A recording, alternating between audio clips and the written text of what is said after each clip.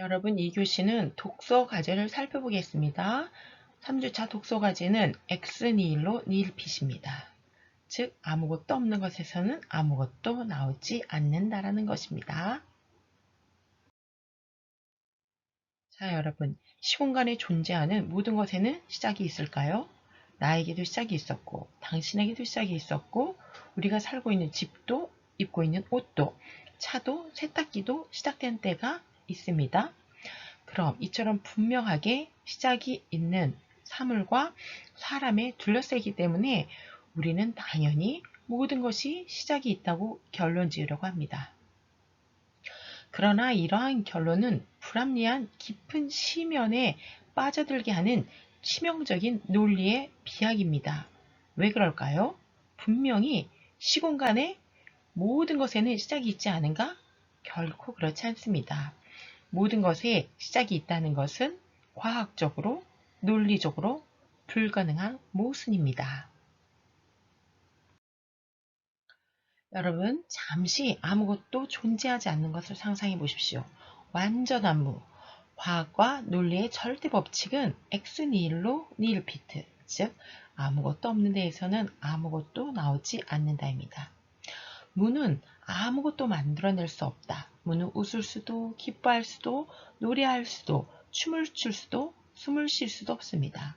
그래서 무가 아무것도 창조할 수 없다는 사실은 너무나도 분명한 논리입니다. 무는 자체가 아무것도 아니기 때문에 아무것도 할 수가 없습니다. 무는 현재 존재하지 않으며 앞으로도 존재할 수 없다는 것입니다. 고로 무는 존재가 아니기에 아무런 능력도 아무런 속성도 없습니다. 무는 아무런 성격도 인격도 없으며 아무런 명령도 프로그램도 코드도 없습니다. 말 그대로 무는 아무것도 없다. nothing인 것입니다. 따라서 무에서 나오는 어떤 것은 반드시 스스로의 자기 창조 능력을 소유하고 있어야만 합니다. 즉, 자신을 만들어내거나 자신을 존재하게 하는 자체 능력이 있어야만 한다는 것입니다.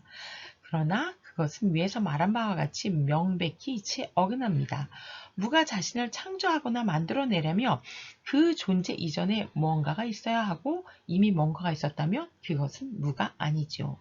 즉, 무가 자기 자신을 창조하기 위해서는 같은 시간, 같은 관점에 있으면서 있지 않아야 하고 존재하면서 동시에 존재하지 않아야만 합니다. 이것은 명백한 모순입니다.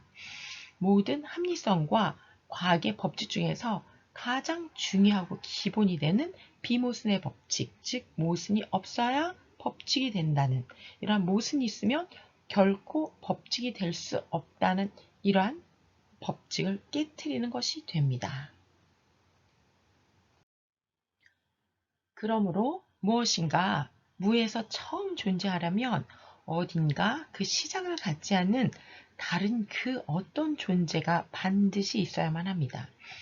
문제는 그 존재가 무엇 혹은 누구냐입니다.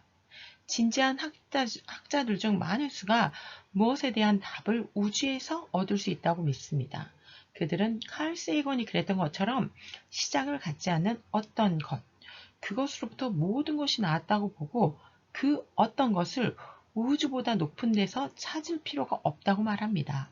즉, 우주를 초월하는 신과 같은 존재를 가정할 필요 없이 우주 자체 혹은 그 안에 있는 어떤 것이 그 스스로의 역할, 소위 신과 같은 역할을 잘 수행한다는 것입니다.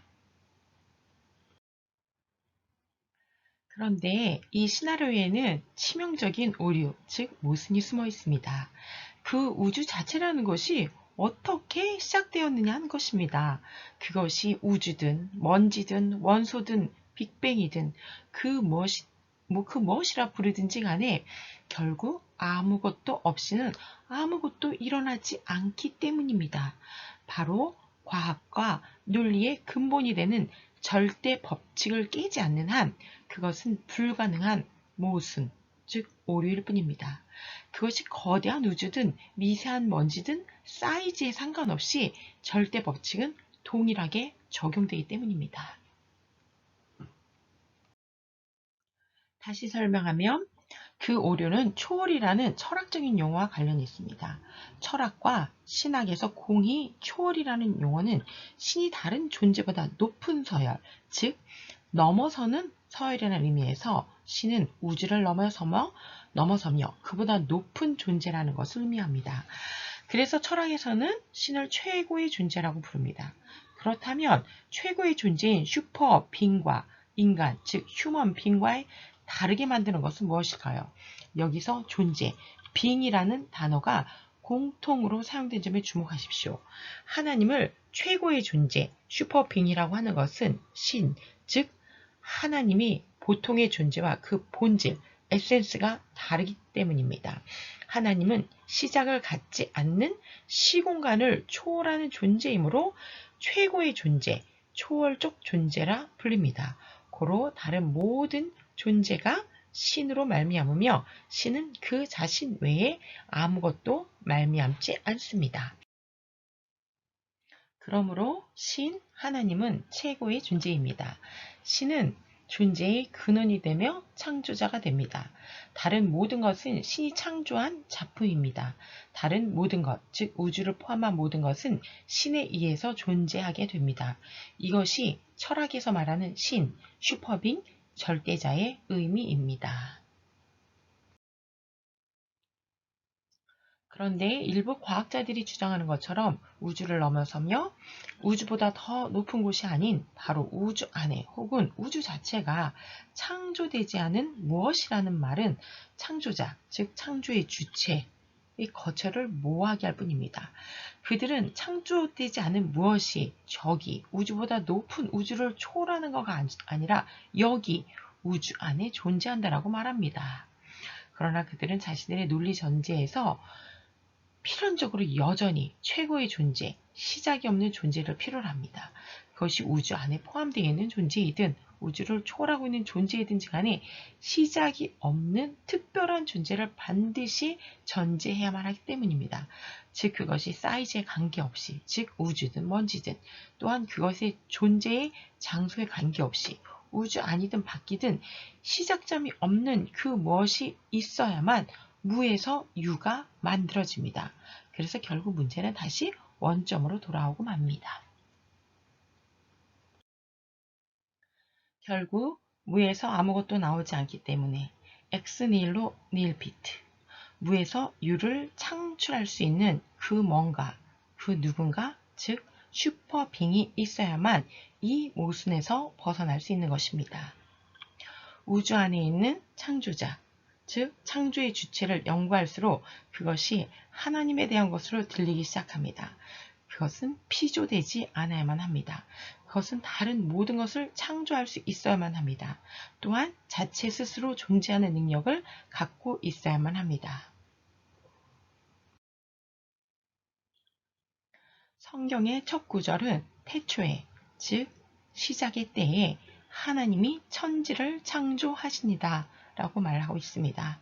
이 말씀은 모든 기독교 사상의 근원이 됩니다. 그런데 이것은 종교적인 말일 뿐만 아니라 합리적으로도 철학적으로도 적합한 개념이며 논리적으로도 과학적으로도 필연적 개념입니다. 자, 요약과 주요 포인트입니다. 엑스닐로 닐핏은 명제이다. 둘째, 만일 이 법칙을 부정하면 모든 과학과 논리의 기반이 무너진다. 셋째, 현재 무엇인가 존재하는 것은 시작을 갖지 않는 무언가 혹은 누군가 존재해야 가능하다. 넷째, 창조되지 않은 존재는 근본적으로 피조물보다 우월하며 피조물과 다른 존재, 즉 슈퍼빙, 스스로 존재하는 존재이다. 다섯째, 창조는 단순히 종교적 개념일 뿐만 아니라 철학적, 논리적으로도 필연적 개념이다. 여섯 번째, 소위 대진화론에서 무에서 유기체와 생명이 만들어졌다고 말하는 것이 과학이다라고 주장하려면 먼저 과학과 철학의 기본 법칙이며 절대 법칙인 엑스 닐로 닐핏을 깨야 한다. 순수 자연과학은 무에서 유가 만들어진다고 결코 말하지 않기 때문이다. 기독교 철학에서 대진화론을 과학이 아니라 일종의 신념이며 종교라고 말하는 이유이다. 7번째, x는 1로 1핏, 0 더하기 0은 0이다. 0 곱하기 0도 0이다.